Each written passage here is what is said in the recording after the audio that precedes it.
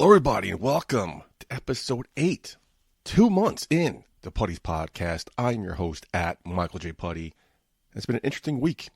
First off, yes, I said episode 8. If you're missing episode 7, Spotify took it down because I played a song.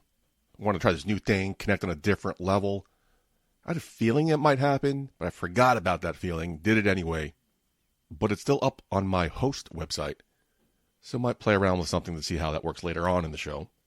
But as for me, it's kind of been one of those lame, long weeks. Started out last Sunday, the 16th, my good friend Green Man, Abel's birthday. Went out to Long Island somewhere, Bumblefuck, Long Island, to a nice fancy steakhouse. It was nice. I'm not a big steakhouse guy in general. Not a big fan of dinners in general. You can't really talk to anybody. It's so loud. You can only talk to the people next to you. But at least this time we're in a round table so you at least see everybody. Food was delicious, though. Food is really, really good. I had some sort of steak and some sort of chicken. Fancy, bloated, stuffed chicken. It was delicious. Small portions. Wish it was bigger. The side portions were bigger than the actual food portions. I got a whole plate of mashed potatoes. My man got a baked potato. It was huge, but a little piece of steak, a little piece of chicken. But it was good. It was good. I really enjoyed it. I got home around 10:30 Sunday night and proceeded to stay up till almost 4 o'clock in the morning. For some reason, I didn't want to go to bed. My body wanted to stay up. I wasn't tired. So I stayed up. When you stay up at night, what do? You drink. Made myself a drink. My body didn't even want it. I barely drank it. I just stayed up. I think for a good over an hour, I got stuck into one of these Instagram Reels vortexes.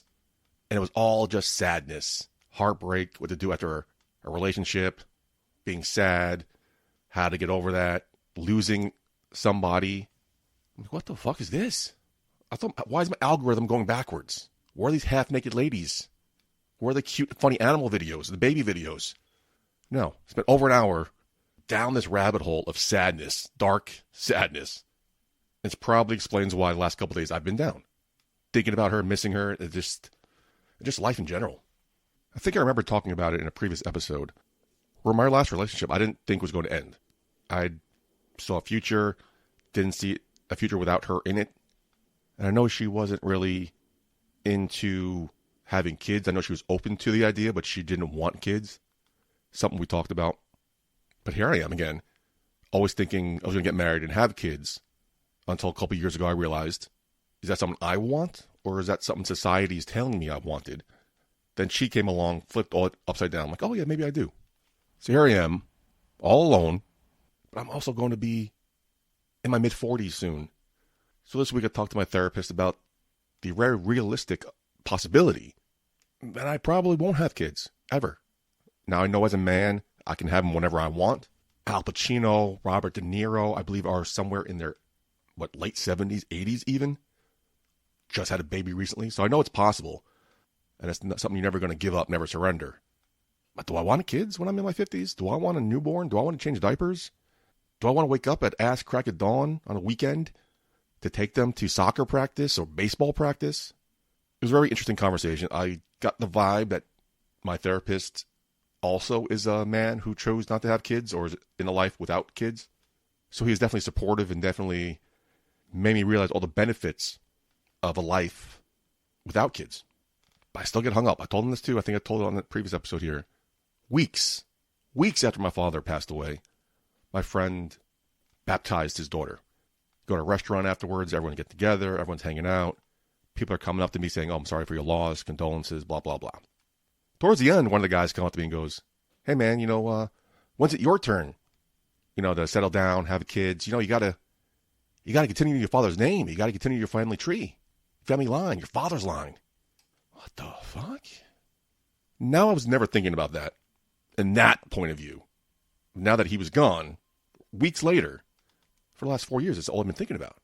Who's going to come visit my grave on holidays? Who's going to take care of me when I'm old and decrepit and can barely do anything for myself? Oh, yeah, it's just a wicked web we weave and an internal struggle, internal conflict I've been going over for years now. It was nice to let it out and have a deep conversation about it.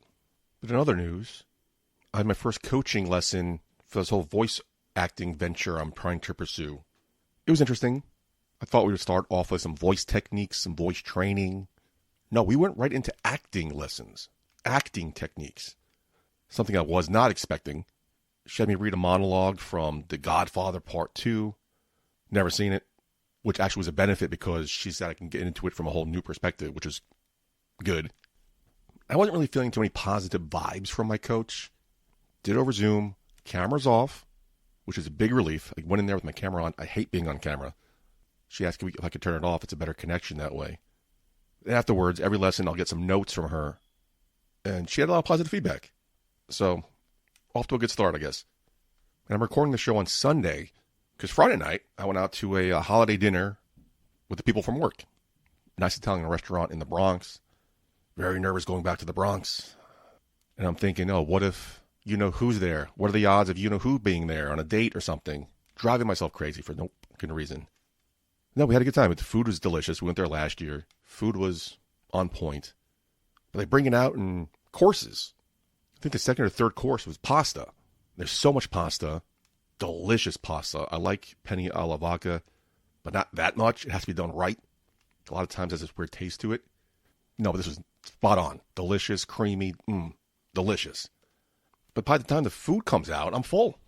We had short ribs, pork chops, something else, roasted potatoes, which are delicious. But I was full. Still kind of full. Then I was going to the show on Saturday night. A friend of mine wanted to come over to watch an AEW pay-per-view. So here I'm Sunday afternoon, football on the television, which is good because Erwin comes over on Sunday nights, guest host of episode 5. And now I don't have to waste my time cleaning up because my house is already clean. This is awesome. But before the dinner on Friday night, I found out that I'm given the Friday after Thanksgiving off. Fantastic. I've never had the Friday after Thanksgiving off. I did the math. Since the year 2000, my senior year of high school, I've never had Friday after Thanksgiving off. 25 years for the first time. I'll have that Friday after Thanksgiving off, thankfully. Something to be thankful for. I don't have it off. It's been given to me, so I do have to take a day, but it'll be worth it. Last year I had to go because everybody else was off. I still got to leave around like 12 o'clock. So I was expecting the same thing this year. But no, I can relax and enjoy my Thursday night and sleep in Friday morning, which is fantastic. It's also weird, my luck. Every year we go to Bumblefuck Staten Island, the last exit before the Outer Borough Bridge. Deep in Staten Island. It takes like almost 2 hours to get there on a holiday. And so the drive home is also very draining and it wears you out. Even though you're not driving as a passenger. Ugh. So you come home late. You got to get ready for work the next day. I don't have that problem. We're not going this year. I got a great man invited me to his place because they're having Thanksgiving dinner early. So I guess Thanksgiving lunch. So I should be back at home in time to deal with my mother. And yeah, I'd be home on my couch watching TV at a nice early time, relaxing. I'm very looking forward to it. I'm not a Thanksgiving person. Never have been. At least now I have something to be like thankful for. Especially for a year where those things are few and far in between. But the main topic tonight, did you see this meeting between Trump and Mamdani? For months, these guys have been exchanging barbs and attacks back and forth. Trump called Mamdani a communist lunatic, always shot down that he's not a socialist, he's a communist. Like I said earlier, I don't think he understands what that word means because that's an often targeted word he uses for everybody. No, it was a very cordial meeting. Trump even said they agreed on a lot of things. And at one point, he actually defended Mamdani when these reporters were trying to goad him or get him riled up or catch him in a lie about flying. He flew on a plane to D.C., not a private plane, a regular plane. And someone said, that's not green? Wouldn't a train have been better or something like that? And Trump didn't even let him answer. He goes, well, it's also a lot quicker. Train would have taken forever. So you see these memes about Trump giving him the googly eyes. It was fantastic. And these reporters were pissing me off because these questions were, no one wants to see two people get along. Nobody wants to see this meeting go down in a respectful, healthy way. No, they wanted the fighting. They wanted the attacks. They wanted Jerry Springer. And one of the main topics they talked about was affordability. The cost of living issues here in New York, the rent, groceries, utilities. Trump endorsed some of Mamdani's ideas. He wants to build more housing, build more apartments, lowering the cost. And he explicitly said he expects to help Mamdani, not hurt him. He praised Mamdani as very rational and expressed confidence, saying, and I quote, I feel very confident that he could do a very good job. he would even feel comfortable living in New York under Mamdani when all these billionaires are saying, oh, we're leaving New York. We're leaving New York. And for Mamdani, he appreciated Trump's willingness to engage on shared purposes. Rather than focus on disagreements, they focused on what they have in common. I think I was watching the news, and what's his name? Reverend Al Sharpton talked to Mamdani before he went to the president and said, you got to be careful. He's very charming. He likes the one-on-one talks. He could smooth you over, but talk trash about you online before you even leave the White House. Yeah, we've seen that happen before. But no, this seems to be all guns-ho. This is fantastic. I'm not a Trump fan at all, never been, except for the reality TV show when I thought it was just a character he was playing, not this real whatever. But when he met with Kim Jong-un in North Korea in his first term, I'm like, all right, do it. Let's do this. This is good. This is good as well. Big relief. Again, the reporters are pissing me off, asking these stupid questions, trying to get these two powerful men to engage in bitterness when we should be cordial, respectful, and help each other out. This is fantastic. It went way better than I thought it would. Because Trump's talking all this shit about Mamdani, and when he wins, he's going to send this, defund this. So I figured Trump wanted Mamdani to win so he could do those things. He could come in and take over New York. But no. Mamdani won him over. This kind of legitimized his agenda and showed how serious he is working with the federal government. During that victory speech, he told Trump to turn the volume way up, whatever that meant. And Trump, he had a chance to appear actually bipartisan, putting actually the country first, not his own agenda. Also, maybe win some sort of power back here in New York. But of course, some Republicans weren't thrilled about Trump's praise for Mamdani. I really wanted to see what Fox News had to say. I'm sure they're all up in arms. All their panties are in a knot. Someone asked if he thought Mamdani was a jihadist because somebody said that on Fox News or some Republican congressman. He goes, no, I don't believe that. I think that's when he went into saying how comfortable he would be here, living in New York under Mamdani. I feel much better about this whole thing. This has been a big weight off my shoulders. I expected 4 years of tension, 4 years of arguing, 4 years of bickerness. If that's a word. I mean, we'll see what happens when Mamdani takes over. The crime goes up even a little bit. Trump will probably be lashing out and cursing his name out. That's how he is. He doesn't remember things. He's kind of a fly by the seat of his pants type person. But who would have thunk that Donald Trump, the president of the United States, is getting along lovely with Zohran Mamdani, but feuding with Marjorie Taylor Greene? He withdrew her endorsement, calling her a public traitor, Marjorie Traitor Greene. She even had to resign over this, saying she felt Washington was a corrupt political industry complex, expressed disillusionment. I hope I said that right. And she also went on the record to publicly criticize Republican leadership more broadly, saying the leadership has become too focused on re-election rather than governing.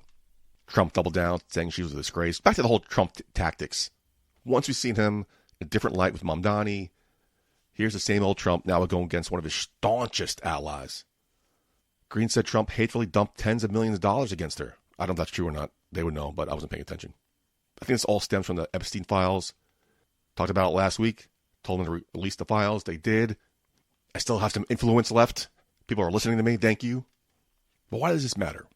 Pulling a high-profile endorsement and attacking a former ally, one of his closest allies. The one, remember Biden's last State of the Union? She was all drenched out in Trump 45, 47 memorabilia and garb. But this shows his willingness to cut ties with people who don't align, who don't bend the knee. Is this a warning for other people in his orbit? Other those ass kissers, yes men in his orbit? Now, Marjorie Taylor Greene, she's positioning herself as someone who won't be silenced, especially on Epstein. So see what the future holds for her. Or the Republican Party, the MAGA cult. Could this be a sign of more fractionism? Now I'm between Republicans and Trumpsters, but Trumpsters themselves? Very interesting time we live in. Very interesting. Wow. Again, the whole world's upside down. But we'll see what happens with that. Again, he hasn't even been sworn in yet. He's not even the official mayor yet. But is anybody talking about Mayor Adams? Is he still around? Is he still working? Or is he in Turkey somewhere? But anyway, let's wrap things up here. Mentioned at the top of the show, last week I wanted to play songs that meant something to me or have lyrics that mean something to me. But after several days, Spotify pulled it down, saying they never received a response from me or a rebuttal, even though I never got any notification that it was going to be pulled down anyway. But now I'm just curious, what happens if I do it again? So for those listening on Spotify, we're going to end the show here. For those of you still here, I'm just doing this for me. Again, I just want to see, Spotify took it down, but I see it on other sites. So I'm going to do another song here and to see, not on Spotify, just my host website, to see what sites take it down. Let's have some fun here. One of my favorite songs of all time since I was a kid, Garth Brooks' The Dance. It was just beautifully written, beautiful melody. It's just one of those songs that stood out to me. Imagine being in this guy's position, being hurt, heartbroken, life torn apart.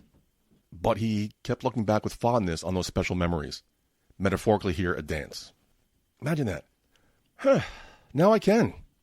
It's crazy how a song you hear your whole life takes on a whole new meaning or a whole new understanding because of what I went through in the last 4 months.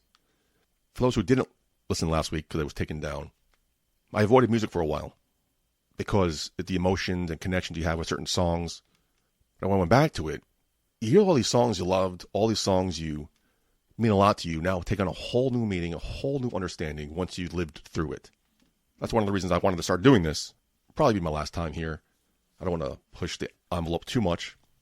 So The Dance, released April 30th, 1990, a part of his self-titled album, Garth Brooks, a song celebrating the joy of a past relationship while acknowledging the pain of its end. I'm sure you heard this. It's a classic. So until next time, Putty out. Looking back on the memory of the dance we shared beneath the stars above. For a moment, all the world was right. How could I have known that you'd ever say goodbye? And now I'm glad I didn't know the way it all would end, the way it all would go. Our lives are better left to chance. I could have missed the pain, but I'd have had to miss the dance.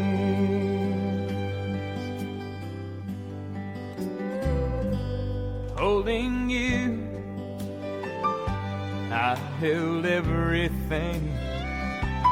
For a moment, wasn't I the king? But if I'd only known how the king would fall, hey, who's to say? You know I might have changed it all. And now I'm glad I didn't know the way it all would end, the way it all would go. Our lives are better left to chance. I could have missed the pain, but I'd have had to miss the dance. It's my life, it's better left to chance. I could have missed the pain, but I'd have had to miss the